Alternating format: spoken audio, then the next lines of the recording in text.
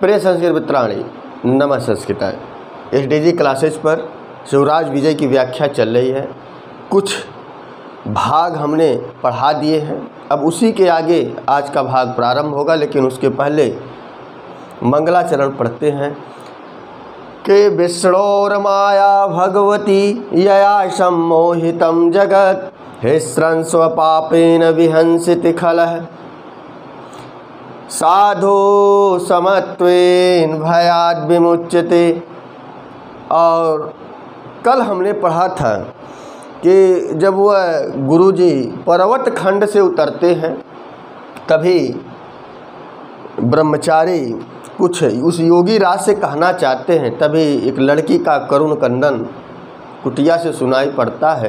तो योगी राज के मन में प्रश्न पूछते हैं कि यह करुणा कहाँ से आ रही है, कौन रो रही है, कैसे रो रही है, ये सब प्रश्न पूछते हैं। तभी ब्रह्मचारी गुरुजी श्याम बटुह को आदेश देते हैं। कभी कभी हो जाएगा कि बालिका को शांत कराने के लिए गुरुजी ने किसको आदेश दिया, तो आपका उत्तर होगा श्याम बटुह। हम इसीलिए टेक्स्ट बुक पढ़ते हैं। कितने आप प्रश्न किताबों से ढूंढ कर पढ़ोगे, रटने का विषय नहीं, समझने का विषय। एक एक लाइन पढ़ते जाओ, कथानक को क्लियर करते जाओ, फिर उसके बाद स्वतः प्रश्न बनाओ। और जिस दिन प्रश्न बनाने की क्षमता विकसित हो गई, समझ लेना उस दिन आपकी तैयारी पूरी अच्छी तरह से हो गई। और उसके बाद जब वह आदेश देते हैं और गुरु के अंदर परीक्षा परवशे अर्थात योगी राज है, उस योगी राज में कुछ जानने की इच्छा हुई कि ये लड़की क्यों रो रही है, कहाँ रो रही है, कैसे आ गई। इन सब प्रश्नों के द्वारा जब वो पूछते हैं तभी गुरुजी उस श्याम बटुह को आदेश देते हैं कि जाओ पहले उस बालिका को शांत कराओ। अब उसके आगे दिया गया कि भगवान श्रूयताम यदि कतूहलम। हे महर्षि योगिराज अर्थात उस पर्वत खंड से उतरा हुआ महर्षि, वह योगिराज है। और ब्रह्मचारी अर्थात उस आश्रम में सभी बच्चों का या ब्रह्मचारी बच्चों का गुरु, वह ब्रह्मचारी गुरु है। तो वही दिया भगवान यदि श्रूयताम कतूहलम, कि आपके अंदर कुछ जानने की जिज्ञासा है, कुछ सुनने की इच्छा है कि यह लड़की क्यों रो रही है, तो सुनिए। हयः माने कल संपादित सायंतन कृते, अर्थात जब मैं कल शाम के समय संध्या वंदन आदि कार्य कर चुका था, अत्रैव यही कुटिया में माने यहीं पर जहाँ आप विराजमान हैं, हम बैठे हैं यहीं पर कुशास्तरण अधिष्ठिते माने मैं यहीं कुशा के आसन पर बैठा था। और माने मेरे द्वारा इसी कुशा के आसन पर बैठा गया था महाराज। और परितः समासीनेषु और छात्र वर्गेषु, और हमको चारों तरफ घेर कर इस आश्रम के सभी छात्र बैठे थे। अब वह ब्रह्मचारी जी बता रहे हैं कि रोदन की आवाज़ जब मैं सुना तो उस समय मैं क्या कर रहा था, उसकी व्याख्या कर रहे हैं। और धीर समीर स्पर्शेन, अर्थात धीरे धीरे, समीर माने हवा, स्पर्श कर रही थी अर्थात चल रही थी, माने शरीर में धीरे धीरे हवा, मंद मंद हवा शरीर को स्पर्श कर रही थी। और मंद मंदम आंदोल्यमानासु व्रततीसु, अर्थात आंदोल्यमान माने हिल रहे थे, व्रततेषु व्रतति माने वृक्षों की डालियाँ उन मंद मंद हवाओं से धीरे धीरे हिल रही थी। और बताया कि समुदिते यामिनी कामिनी चंद विंदो इव इंदो। कहने का मतलब यही है कि जो रात्रि थी अर्थात यामिनी कामिनी, जो रात रूपी अर्थात जो रात्रि थी, तो यहाँ पर रात्रि में कामनी का आरोप कर दिया और बताया जैसे कोई कामनी अपने मस्तक पर, भाल पर बिंदी लगाती है, उसी तरह रात्रि में माने शाम हो रही थी, चंद्रमा उस बिंदी के समान हमें दिखाई पड़ रहा था। और दिया ना चंदन बिंदु, माने जो चंदन की छोटी सी बिंदी होती है, उसी तरह चंद्रमा हमें आसमान में छोटा सा दिखाई पड़ रहा था। कौमुदी कपटेन सुधा धारा मिव वर्षति गगने, और जो चंद्रिका थी वह आकाश में, गगने माने आकाश में अमृत धारा का वर्षा कर रही थी। और अस्मिन नीति वार्ता, और हमारी नीति पूर्वक बातों को, वार्ता माने बातों को, सुश्रूषुषुइव सुन रहे थे। अब कौन सुन रहा था, आगे बताया कि मौनम मा कलयत्सु पतंग कुलेषु, जो पशु पक्षी थे वह शांत हो गए। वह ऐसा लगता था कि जो हम छात्रों से बातचीत कर रहे हैं, छात्रों को जो हम ज्ञान दे रहे हैं, सारे पक्षी इसलिए शांत हो गए कि जैसा लगता था, ऐसा दृश्य दिखता था कि जैसे सभी पक्षी हमारे नीति को, जो हम बच्चों से बातचीत कर रहे हैं, वह पक्षी बड़े ध्यान से सुन रहे हैं। कहने का तात्पर्य, शाम हो चुकी थी, सभी पक्षी अपने घरों में चले गए, घोंसलों में चले गए, अर्थात पक्षी की कोई चहचहाट नहीं थी। क्लियर हो गया। और बताया कैरव विकास हर्ष प्रकाश मुखरेशु, जो कुमुदनी थी वह विकसित हो गई, अर्थात चांदनी को पाकर जब चंद्र की किरणें उस रात्रि में आई, शाम के समय जब रात्रि में चंद्र की किरणें निकली तो कुमुदनी के फूल खिल गए और भावरे हर्ष प्रकाश मुखरेशु, हर्ष से जो है वह मस्त हो गए। और चंचरी के, चंचरी माने भौरा, अर्थात भावरे प्रसन्नचित हो गए, गुनगुनाने लगे, मंडराने लगे उस कुमुदनी के फूल पर। ऐसे समय माने इस स्थिति में मैंने अस्पष्ट अक्षरम अर्थात स्पष्ट अक्षर सुनता हुआ, तो नीचे सबसे आइए लिखा होगा क्रंदनम, नीचे क्या लिखा है, क्रंदनम, और ऊपर सबसे लिखा था यह कि कल क्रंदनम अश्रवसम, कल मैंने रुदन सुना, अर्थात किसी को रोते हुए, अश्रवसम सुनाई पड़ा, रोने की आवाज़ सुनाई पड़ी। अब वह रोने की आवाज़ कैसी थी, अब यहाँ से उसके विशेषण बताए जा रहे हैं कि अस्पष्टाक्षरम क्रंदनम अश्रवसम, कि वह जो रोने की आवाज़ थी वह अस्पष्ट अक्षरों से युक्त था, कुछ स्पष्ट नहीं पड़ रहा था।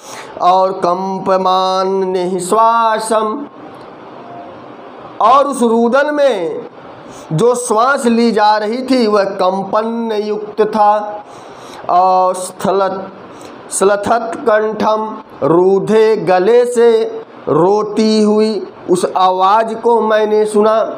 तो स्लथत कंठम क्रंदनम अश्रवसम, और बताया कि घर घरित स्वनम क्रंदनम अश्रवसम, सब विशेषण हैं। और चित्कार मात्रम क्रंदनम अश्रवसम, दीनतामयम क्रंदनम अश्रवसम, अत्यंत अवधान श्रव्यत्वात् क्रंदनम श्रवसम, अनुमित विष्ठतम। कहने का अर्थ यही है कि यह क्रंदन के विशेषण बताए गए कि अस्पष्ट अक्षरों वाला हमने क्रंदन को सुना, रोते हुए सुना, ऐसा रोते हुए सुना कि उसमें कंपन था, उसके श्वासों में कंपन था, मैंने सिसकी मार कर रो रही थी। और जो सिसक कर रोएगा वह अस्पष्ट होगा, अस्पष्ट नहीं अस्पष्ट होगा।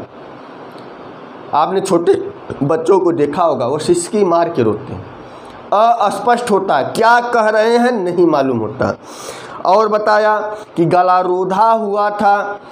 गला रूधने का मतलब एकाएक जब हम कोई बुरी घटना सुनते हैं तो चाह कर भी हमारे गले से जो उस ध्वनि निकलती है उसमें कड़वाहट होती है।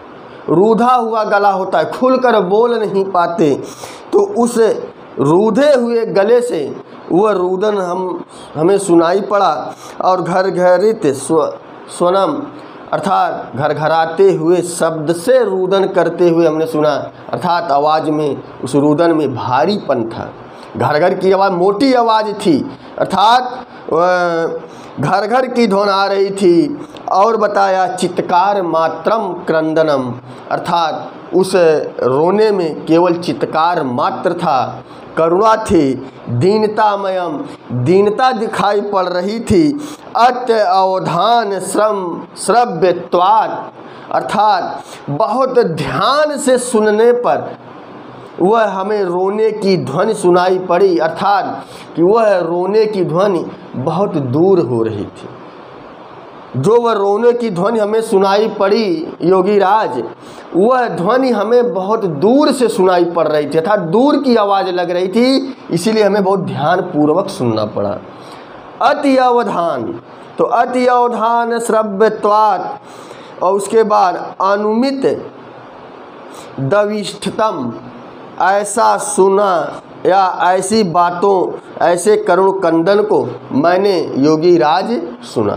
तो जितने द्वितीयांत पद हैं वह क्रंदनम के विशेषण हैं कि हयः माने कल, क्रंदनम अश्रवसम, मैंने क्रंदन को सुना, लुंग लकार क्रिया का प्रयोग हुआ है कि तत्क्षण मेवम, और उसी क्षण कुतः इदम किमदिमिति दृश्यताम ज्ञायताम, उसी क्षण यह रोने की आवाज़ कहाँ से आ रही है, किमद मितिम, कैसे आ रही है, दृश्यताम, लोट लकार आत्मनेपदी का रूप है कि लोट लकार आज्ञा दी जा रही है। ब्रह्मचारी गुरु जी बोल रहे हैं कि कुतः इदम, विसर्ग का लोप हो गया है, कुतः इदम, यह रोने की आवाज़ कहाँ से आ रही है। और किमिदमिति दृश्यताम, कैसे आ रही है, क्यों आ रही है, इसीलिए दृश्यताम, जाकर देखो। आदेश दे रहे हैं ब्रह्मचारी गुरु जी कि दृश्यताम, जाकर देखो, ज्ञायताम, जानकारी प्राप्त करो, इति आदेश, ऐसा आदेश देकर छात्रेषु विसृष्टेषु, छात्राओं की सभी छात्रों की सभा को विसर्जित कर दिया। गुरुजी ने सभी छात्रों की सभा को विसर्जित कर दिया कि जाओ पहले देखो यह रोने की आवाज़ कहाँ से आ रही है, ज्ञायताम, जानकारी जुटाओ। तब उसके बाद क्षणानंतरम, माने कुछ क्षण बाद, छात्रेण एकेन भयभीता सवेगम, माने एक छात्र के द्वारा, छात्रेण एकेन, वृद्धि अलग हो गई, वृद्धि संधि हो गई, छात्रेण एकेन, एक छात्र के द्वारा, भयभीता, डरी हुई, सवेगम, उष्णम, बहुत तेज गति से, गर्म, उष्ण माने गर्म, दीर्घ, लंबी, निःश्वसति, बहुत तेजी से गर्म और दीर्घ श्वासों को लेती हुई, मृगीव व्याघ्राघ्राता, बाघ अर्थात सिंह को, मृगीव माने हिरण का बच्चा या हिरण, यदि हिरण को बाघ सूंघ ले तो हिरण एकदम डर जाता है। उसी तरह उस छात्र के द्वारा जो लड़की लाई जा रही, आगे इसका कथानक मिलेगा कि वो लड़की लेके आ रहा है, वही लड़की जो रो रही थी, वह लड़की कैसी अवस्था में आ रही है, अब इसकी व्याख्या की जा रही है कि भयभीता, डरी हुई है, और सवेगम, और उष्णम, दीर्घम, निःश्वसति, और तेजी से वह गर्म सांस को, दीर्घ माने लंबी लंबी सांस को ले रही है। और मृगी व्याघ्राघ्राता,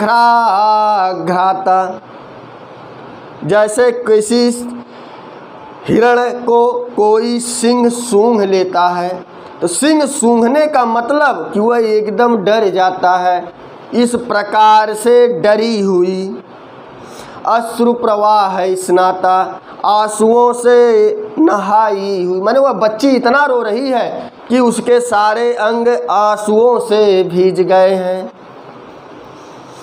और सेव पथु, डरी, सेव पथु माने कांपती हुई, सेव पथु कांपती हुई कन्नई कैका अंके निधाय समानीता लाई गई, समानीता लाई गई माने एक कन्या गोद में लाई गई, माने एक छात्र के द्वारा एक कन्या लाई गई। और वह उस कन्या में कौन कौन से लक्षण दिखाई पड़े, तो बताया कि भयभीता सवेग उष्णम दीर्घम निस्वते, एक तो वह डरी हुई है, दूसरी लंबी लंबी सांस ले रही है, गर्म सांस ले रही है, और जैसे किसी हिरण को सिंह सूंघ लेता है उसी तरह से वह डरी हुई है, अर्थात उस गोदी में इतना चपक कर वह बैठी हुई है। उसी अवस्था में यहाँ पर उपमा बहुत बढ़िया दे दिया कि जैसे सिंह के बच्चे को कोई, क्षमता में हिरण के बच्चे को कोई सिंह सूंघ लेता, अर्थात उसे मृत्यु का एहसास हो जाता है, तो वह अपने हाथ पैर को पूरा जमीन में दुबक कर बैठती है। तो उसी तरह वह बालिका उस छात्र के गोद में बैठी थी। और बताया कि अश्रु के प्रवाह से पूरा स्नान कर गई थी, साथ लगातार रो रही थी, सेव पथु और कांप रही थी।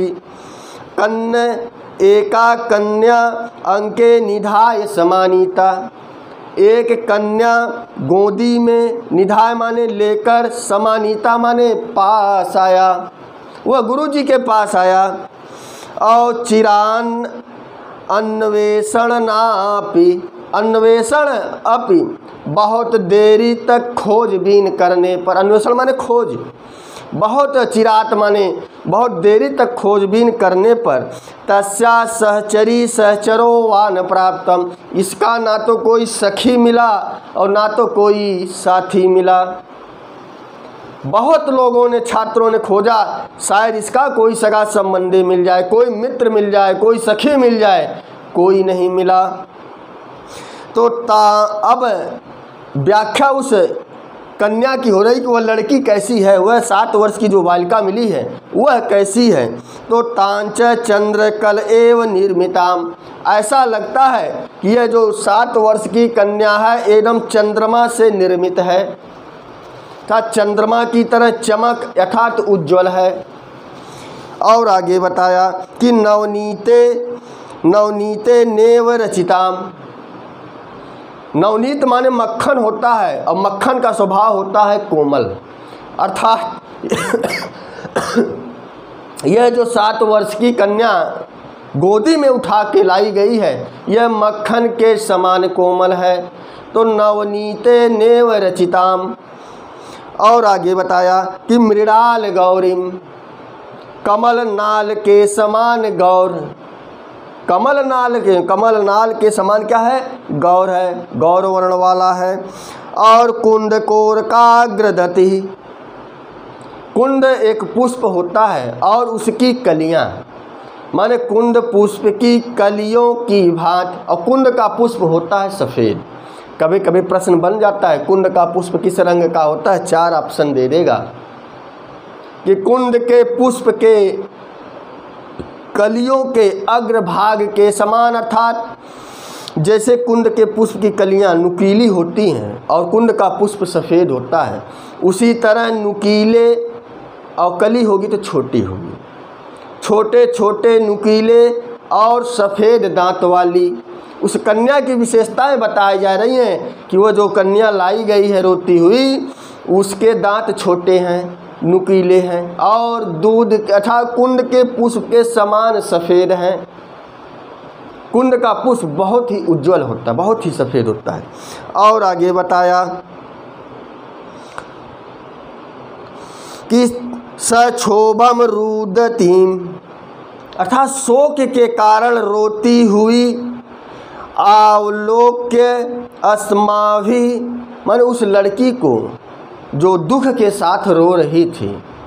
7 वर्ष की बालिका यदि उसका अपना प्रिय खो जाए तो वह जिस अवस्था में रोती है, आप कल्पना कीजिएगा कि वह दुख के साथ उस रोती हुई बालिका को अस्माभि, हम लोगों के द्वारा भी या मेरे द्वारा भी, न पारितम निरोधुम नयन वाष्पाणि, हम सब आश्रमवासी भी उस रोती हुई बालिका को देखकर अपने आँखों में आंसू नहीं रोक पाए। अर्थात वह आश्रमवासी भी रोने लगे उस बालिका के दुख को या उसके रोते हुई अवस्था को देखकर। व्यास जी ने व्याख्या की, भयभीता है, सवेग है, और सवेग उष्णम निश्वसति, अर्थात वह गरम गरम सांसों को लेकर छोड़ रही है, ले रही है।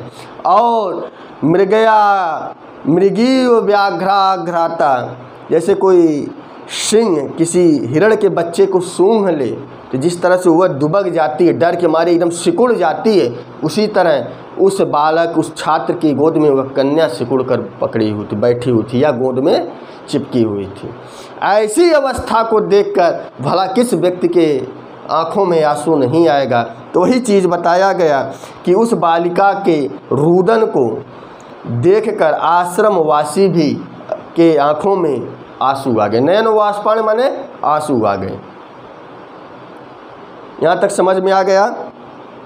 अब आ जाओ आगे। और आगे बताया गया कि अथ कन्या के, अब यह संबोधन हो रहा है, गुरु जी अर्थात ब्रह्मचारी जी बता रहे हैं कि अथ माने इसके बाद कन्या के माँ भैसी पुत्री,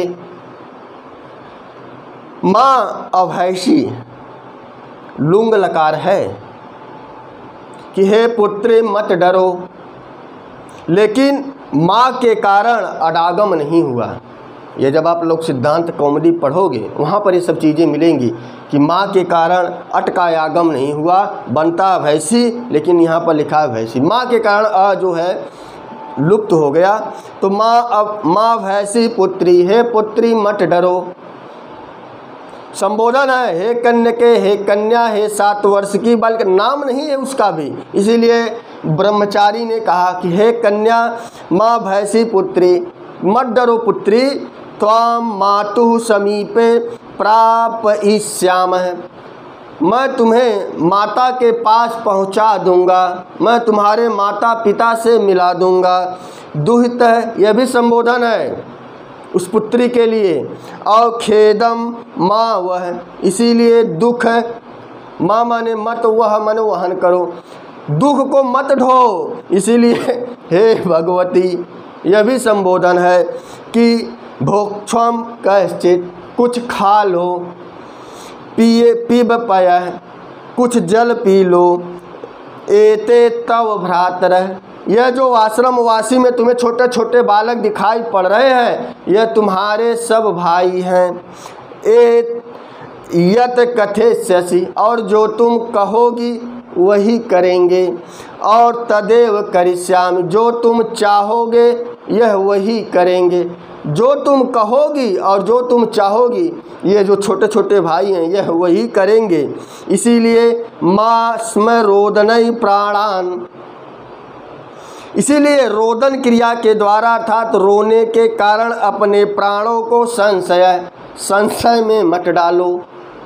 संशय पदवी आरोप है, कहीं रोने से तुम्हारे प्राण ना निकल जाएं। और माँ इसीलिए ऐसा मत करो, इतना न रो कि तुम्हारे प्राण निकल जाएं, तुम्हारे प्राण संकट में पड़ जाएं।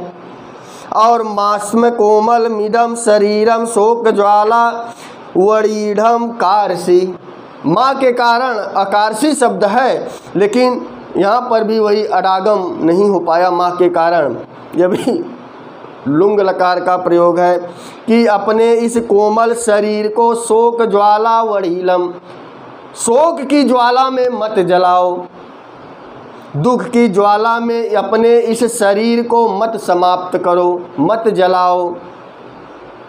वरीलम माने चढ़ाओ, चढ़ाओ का मतलब शोक की ज्वाला में आपका ये जो कोमल शरीर है मक्खन की समान कोमल है। ऐसा व्यास जी ने पीछे बताया था कि उस मक्खन के तरीके से जो तुम्हारा शरीर है, इसको शोक की ज्वाला में, दुख के संतप्त में यदि इसे जलाओगी, चढ़ाओगी तो तुम्हारा शरीर नष्ट हो जाएगा। इति सहस्रधा बोधनेन कथमपि, इस प्रकार से हजारों प्रकार से उसे समझाया गया, उस बालिका को हजारों प्रकार से बोध कराया गया, समझाया गया। और कथमपि समुद्धा संबुद्धा किंचिद दुग्धम पीतवती, इतना हजारों प्रकार से समझाने पर वो बालिका किसी तरह थोड़ा सा दूध पी, थोड़ा सा दूध पी। और ततश्च मया क्रोडे उपवेश्य, क्रोडे माने होता है गोद में। गुरु ब्रह्मचारी गुरु ने क्या किया, उस बालिका को अपनी गोदी में बैठा लिया और बोला, बालिके, हे कन्या, हे बालिके, कथय क्व ते पितरौ, तुम्हारे पिता कहाँ हैं या तुम्हारे पिता कहाँ के हैं। और कथम एतत् अस्मिन् आश्रम प्रान्ते, और समायाता, तुम इस आश्रम में कैसे आ गई। बताओ पुत्री, बताओ कन्या कि तुम्हारे माता पिता कहाँ हैं या कौन हैं और तुम इस आश्रम में कैसे आ पहुँची। किम ते कष्टम, तुम्हें क्या कष्ट है।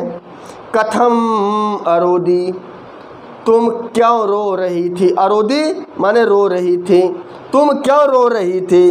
किम वांछसि, तुम क्या चाहती हो।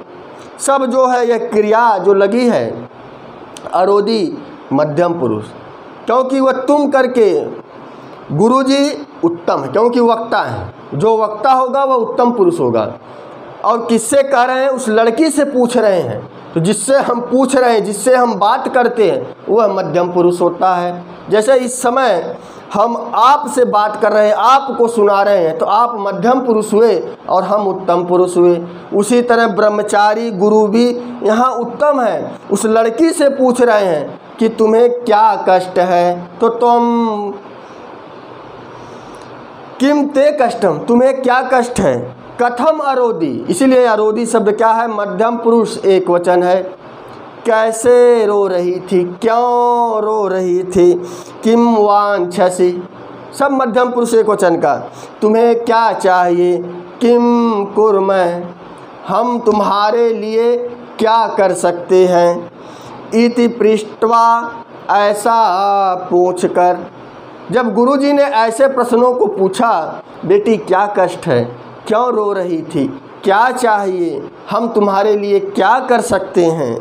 इत पृष्ठवा, ऐसा जब उस ब्रह्मचारी गुरु ने पूछा तो मुग्धया, अर्थात थोड़ा सा वह मुग्ध हुई, आकर्षित हुई। और उसके बाद अपरिकलित वाक्य पाटवा, कि वाक्य पटुता में, वाक्य की चतुराई में अपरिकलित, मानो वह जो छोटी सी कन्या थी उसके अंदर वाक्य पटुता नाम की कोई चीज़ नहीं, माने उसकी वाणी में कोई चतुराई नहीं थी। और भयेन, भय के कारण भी शिथिल वचन विन्यासा, भय के कारण शिथिल हो गई हैं क्या, वचन विन्यासा, अर्थात लड़खड़ाती आवाज़ से। शिथिल माने लड़खड़ाती हुई, वचन विन्यासा, जो लड़की वाणी बोली, जो उस लड़की ने शब्द कहा, वह शब्द में चतुरता नहीं थी, वाक्य पटुता नहीं थी, और लड़खड़ाती हुई आवाज़ में, और डरी हुई और लड़खड़ाती हुई आवाज़ में। लज्जया, लज्जा से युक्त, अति मंद स्वरा, बहुत ही मंद स्वर में। शोकेन रुद्ध कंठा, अर्थात शोक के कारण अवरुद्ध हो गए हैं कंठ, ऐसे कंठ से। चकित चकितेव कथम, कथमपि, आश्चर्यचकित होकर, चकित चकितम, आश्चर्यचकित होकर, अर्थात डरी सहमी जो है। कथम कथिमपि अबोध, अबोधय अस्मान, वह कुछ वचन बोली, कुछ वह बोली और वह क्या बोली, नीचे दिया। वह लड़की बोली कि जिसकी वाणी में, जिसकी आवाज़ में कोई चतुरापन नहीं था, अर्थात कोई चालाकी नहीं थी। डर के कारण उसकी आवाज़ लड़खड़ा रही थी, लज्जा थी। भाई छोटा सा बालक शर्मीला होगा, उसे कुछ भी पूछेंगे तो कभी नज़र मिलाकर बात नहीं करेगा। और बताया मंद स्वर में बोली, शोकेन रुद्ध कंठा, शोक के कारण अवरुद्ध हो गए हैं कंठ। जब भी दुख होता है तो हम शोक से कुछ शब्द कहेंगे लेकिन संपूर्ण शब्द हमारे मुख से नहीं निकल पाते, कुछ तो दब जाते हैं और कुछ जो है निकलते हैं। और चकितेव कथम कथमपि अबोधयन अस्मान यद, कुछ वह बोली, कुछ शब्दों को मैंने बोध कराया, बोला।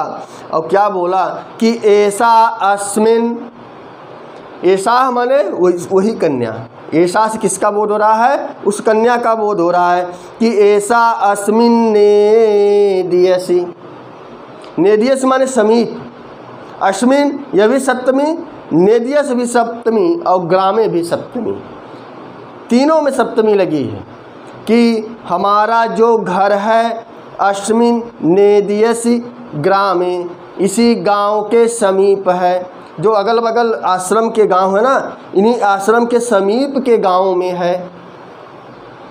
और वसतः कश्यापि, अब यह सब षष्ठी विभक्ति है, वसतः कश्यापि ब्राह्मणस्य, और मैं किसी ब्राह्मण की तनयास्ति पुत्री हूँ।